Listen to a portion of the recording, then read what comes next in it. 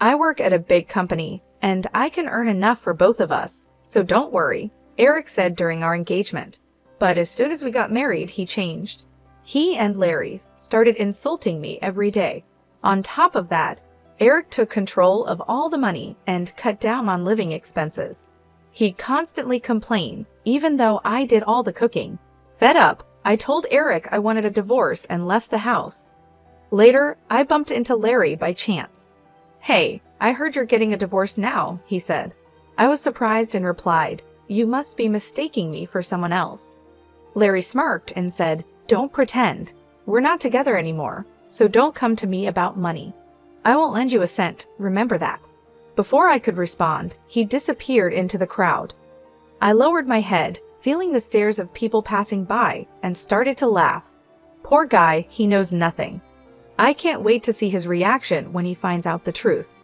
I'm Michelle, a 53-year-old housewife.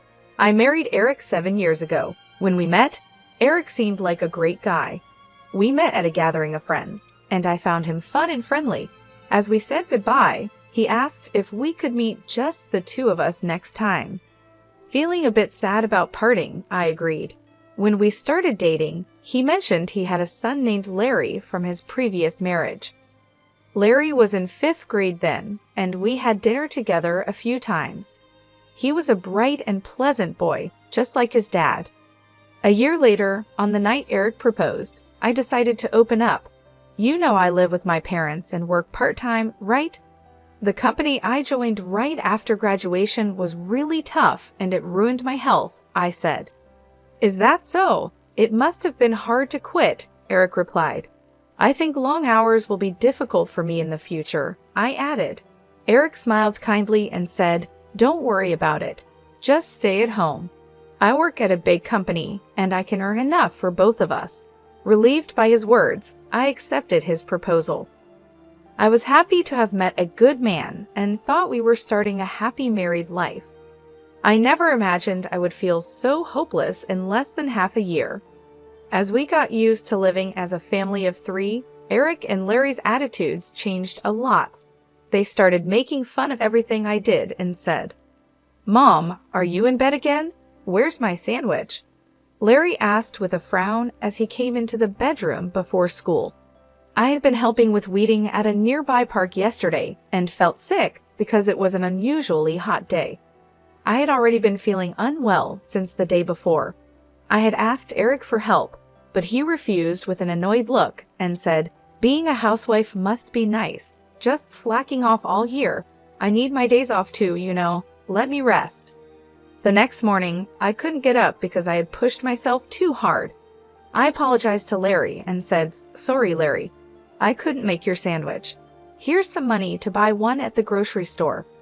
Larry complained, Mom, can't you at least make a sandwich? You always take shortcuts with frozen food or leftovers.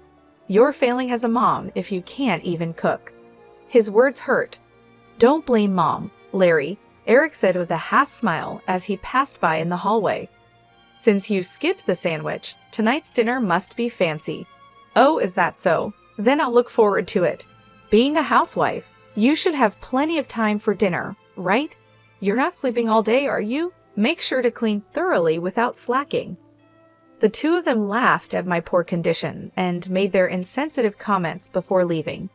As if I could prepare a fancy meal lying in bed, staring at the ceiling, I let out a heavy sigh. Eric is extremely stingy despite being a section chief at a big company and earning a high salary. The money he gave me for living expenses was ridiculously low.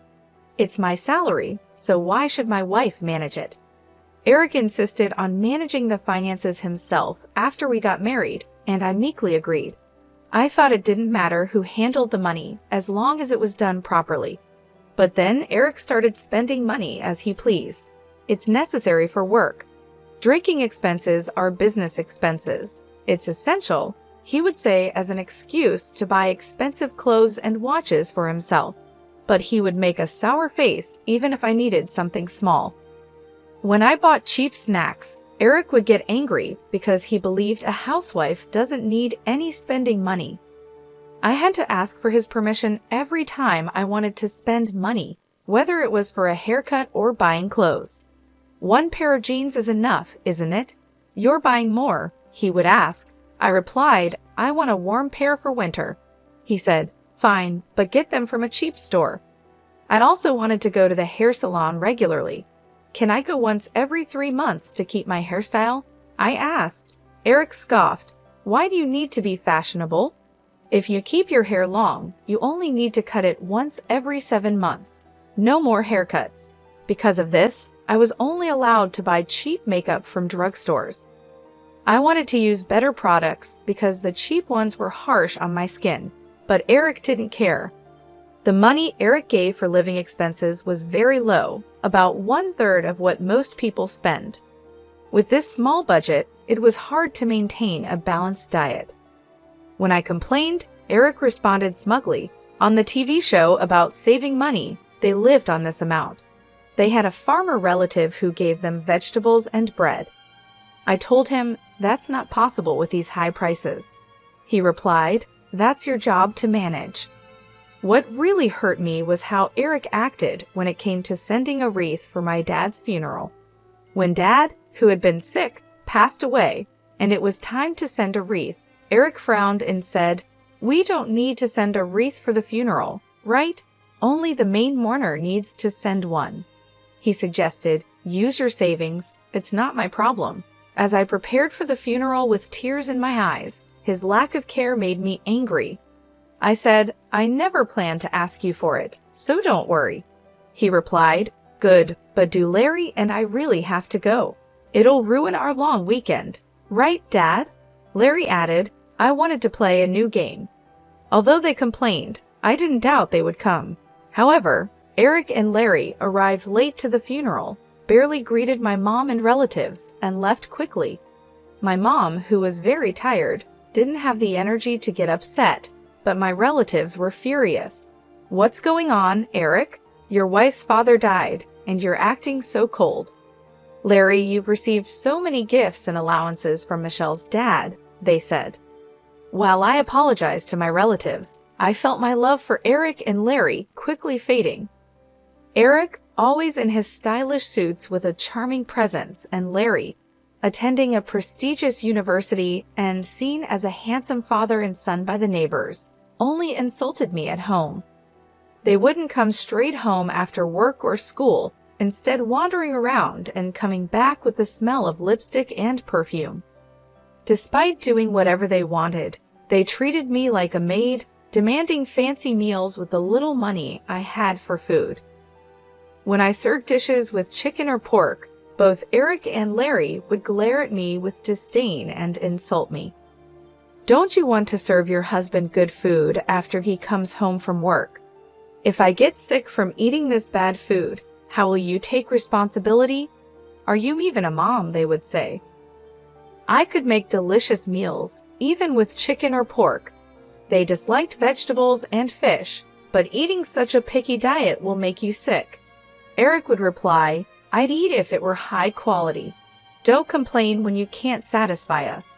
I don't need advice from someone as weak as you." They used to eat while complaining, but lately they just left the food untouched. Yet, if I didn't cook, they would yell, "Are you slacking off even though you're a wife?"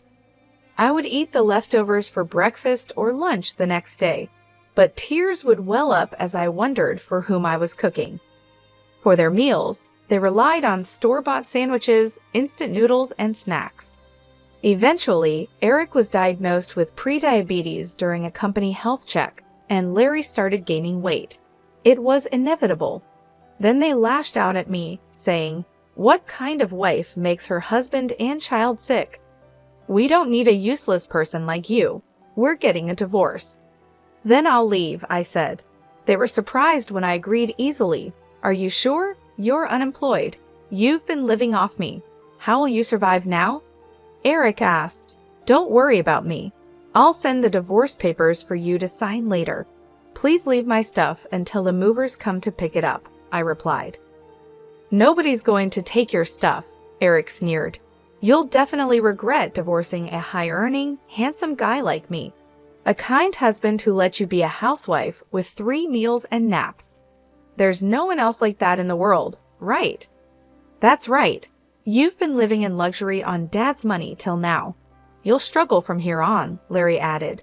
As I packed my clothes into a suitcase, Eric and Larry kept talking behind me. Honestly, I envied Eric's ability to overestimate himself so much. When we were dating, I saw this part of him as confident and shining. You'll just go back to your parents, right? Say hi to your retired mom for me.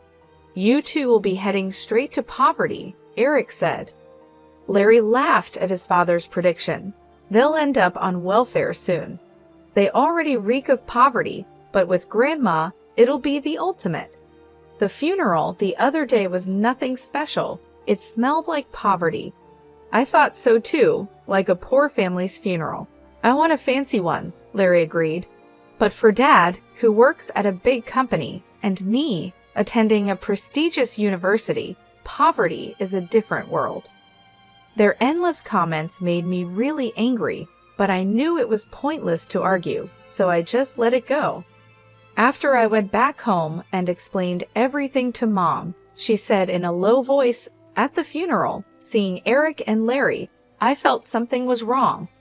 But I thought it's not good to interfere too much in my daughter's household, so I kept quiet. I was too busy taking care of Dad. I'm sorry for barging in like this. I replied, it's okay. I've been lonely without you. Why don't you stay here?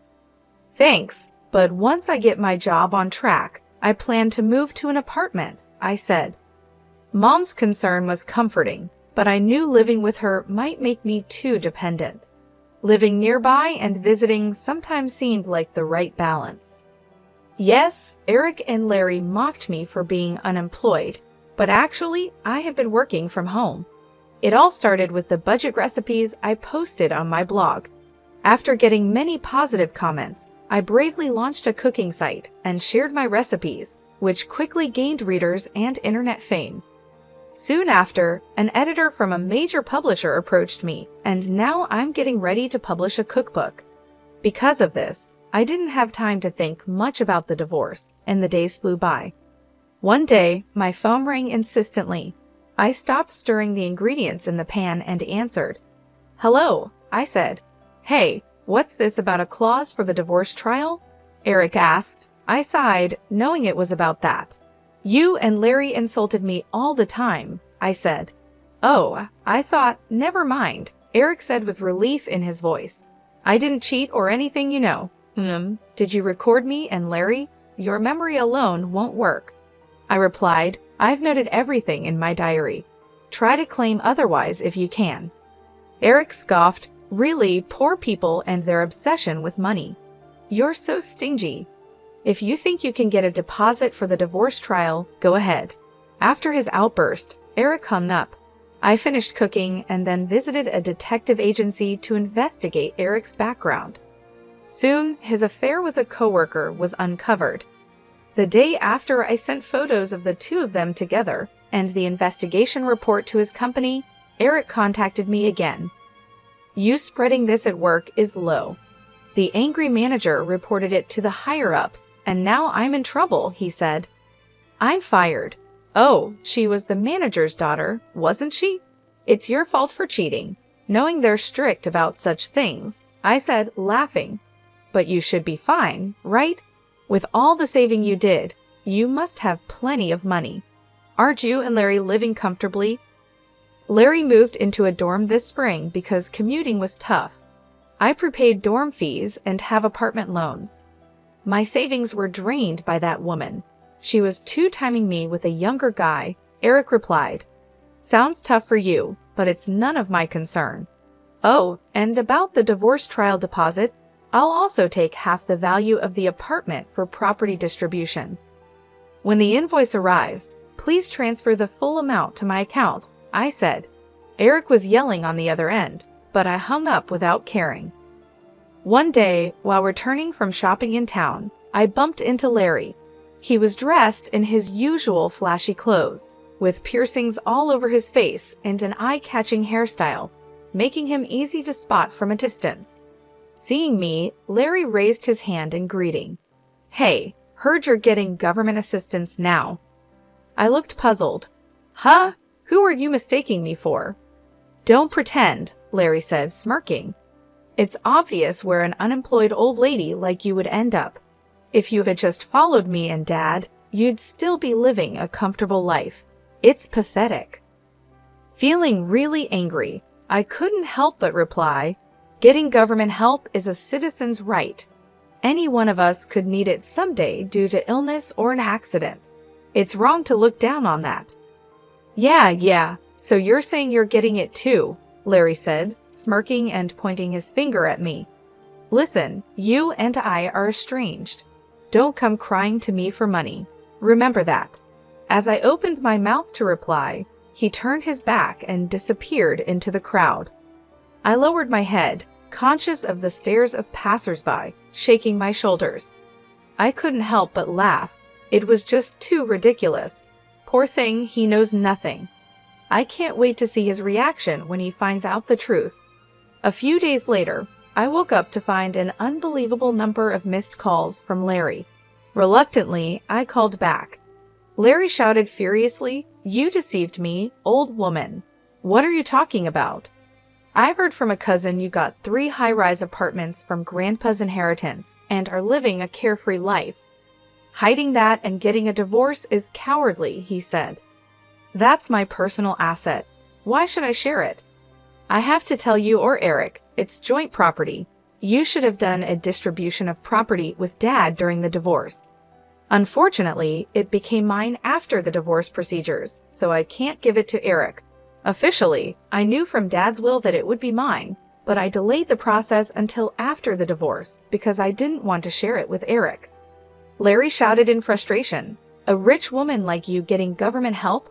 I'll report you to the authorities right now." "Feel free," I replied. "It's not me, but Eric, who is receiving it." Larry fell silent.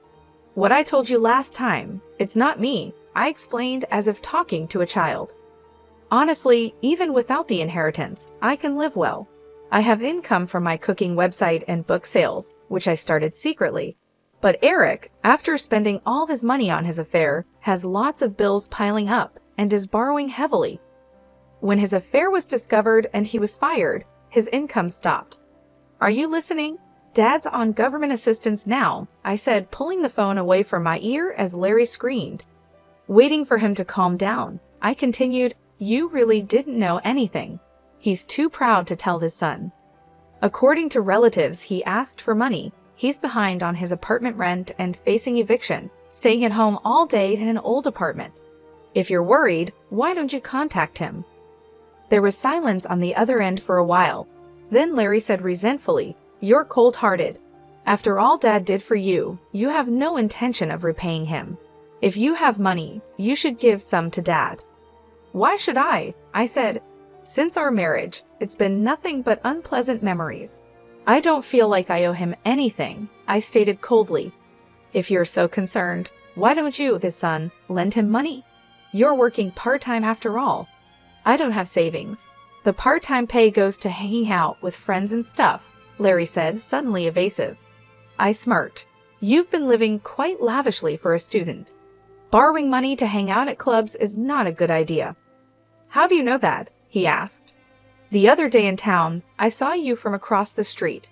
After we parted, you met up with a girl at a club and went into a brand store arm in arm. Also, a club membership card was left at the house. Using my credit card for shopping without my permission is out of the question." Larry stammered, "That's unfair. You got high-rise apartments from Grandpa. Why don't I or Dad get a share? This is discrimination." Yeah, the credit card bill will be sent soon. Make sure you pay it before it's due," I replied. Before I could finish, the call was disconnected. I sighed and ended the call too. Just when I thought it was all over, a few months later, Eric and Larry showed up at my parents' house without any notice. The doorbell rang nonstop, and when I answered, there they were. Expecting they came to ask for money, I let them in to avoid causing a scene in the neighborhood. Eric and Larry, who used to look so stylish, now appeared completely different, wearing wrinkled shirts and dirty pants, with lifeless and gaunt eyes. Yet, they still had the energy to be sarcastic. As they walked into the living room, Eric looked around and sneered. Same old house, huh?